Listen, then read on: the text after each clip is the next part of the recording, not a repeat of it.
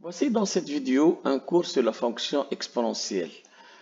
La fonction exponentielle est la fonction réciproque de la fonction ln. C'est pourquoi donc on va revenir donc à la fonction ln. Voici donc le tableau de variation de la fonction logarithme. Donc cette fonction est contenue strictement croissante sur 0 plus l'infini. Donc elle réalise une bijection de 0 plus l'infini sur R. Donc, elle admet une fonction réciproque f-1 définie sur R. Cette fonction va être donc appelée fonction exponentielle. Connaissant le tableau de variation de la fonction ln, je peux déterminer le tableau de variation de la fonction exponentielle, puisque c'est sa fonction réciproque.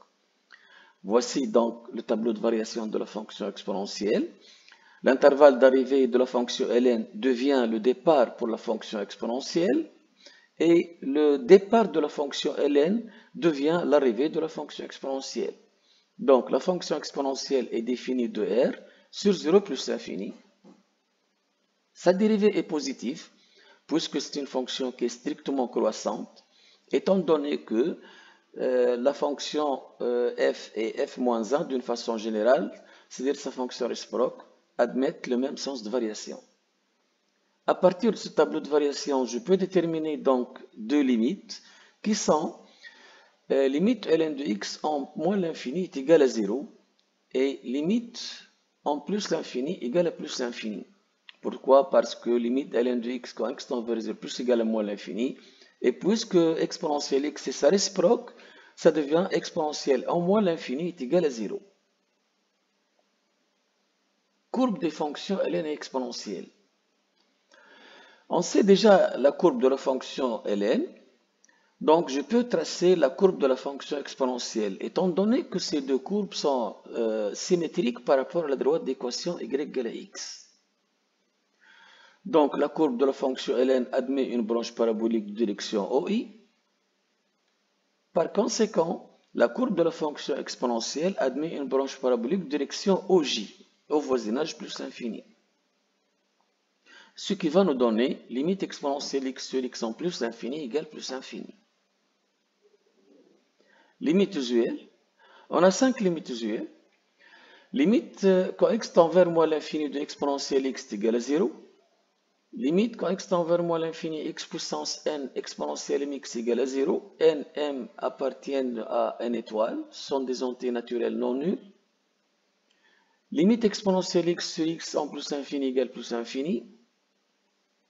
Et limite emx sur x puissance n quand x tend vers plus infini égale plus infini. N et m toujours des entités naturelles non nulles.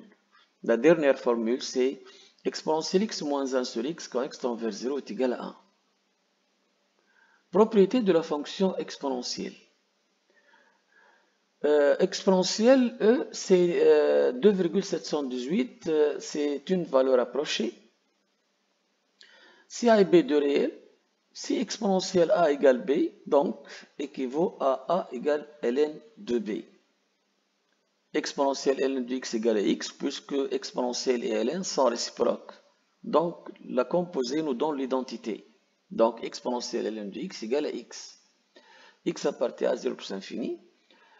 Exponentielle A, exponentielle B égale exponentielle A plus B. Ce sont les propriétés des puissances. Exponentielle A sur exponentielle B égale exponentielle A moins B. Exponentielle A, le tout puissance B égale exponentielle A fois B. Dérivabilité de la fonction exponentielle x.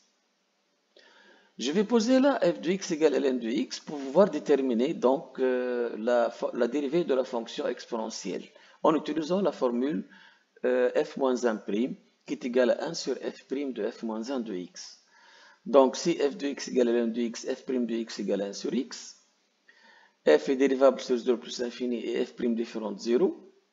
Quel que soit x apparaît à 0 plus l'infini. Donc f-1 est dérivable sur R. On sait que f-1 de x égale exponentielle x.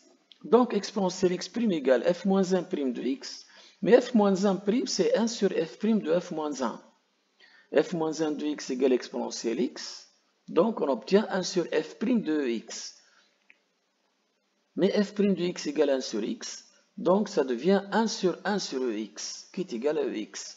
Donc, la dérivée de x, c'est tout simplement ex. Maintenant, la fonction exponentielle u, où u est une fonction. U est dérivable donc sur un intervalle i, c'est ce qui implique que u est dérivable sur i et ui' égale u' eu. On applique la dérivée de la fonction composée. Exponentielle de base a, où a est réel strictement positif. Soit x appartient à R et a est réel strictement positif. On appelle fonction exponentielle de base a la fonction x a pour image a puissance x. Remarque ici, a puissance x, c'est encore exponentielle ln de a, le tout puissance x, puisque exponentielle ln de x égale à x. Donc, exponentielle ln de a puissance x égale a puissance x. Mais ln de a puissance x, c'est x ln de a. Donc, on revient là à la fonction exponentielle. Donc, pour déterminer soit les limites, soit les dérivées de la dérivée de la fonction a puissance x, je peux utiliser les propriétés de la fonction exponentielle. Dérivabilité de la fonction a puissance x. On a a puissance x égale ex ln de a. Donc, cette fonction est dérivable sur R. Et on sait que la dérivée de l'exponentielle u, c'est u'eu. La dérivée de x ln de a, c'est ln de a. Voici ln de a. Ex ln de a. Mais ex ln de a, c'est ax. C'est pourquoi, donc, la dérivée est ln de a fois a puissance x. C'est la dérivée de la fonction a puissance x. Limite de la fonction x a pour image a puissance x, qui est encore ex ln de a. Si a entre 0 et 1, différent de 0 et 1, limite a puissance x en plus l'infini égale à 0. Pourquoi? Parce que si a entre 0 et 1 ln de a négatif, donc x ln de a tend vers moins l'infini. Et e moins l'infini, c'est 0. La même chose lorsque pour a puissance x, ln de a est toujours négatif. Donc négatif fois négatif positif, donc exponentielle plus l'infini égale plus l'infini. Si a est strictement supérieur à 1, la même chose, limite a puissance x quand x tend vers plus l'infini égale plus l'infini, et limite a puissance x en moins l'infini est égale à 0.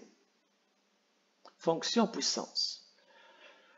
Soit R est rationnel et x est réel strictement positif. On appelle fonction puissance R la fonction x a pour image x puissance R, qui est égale à e r ln de x.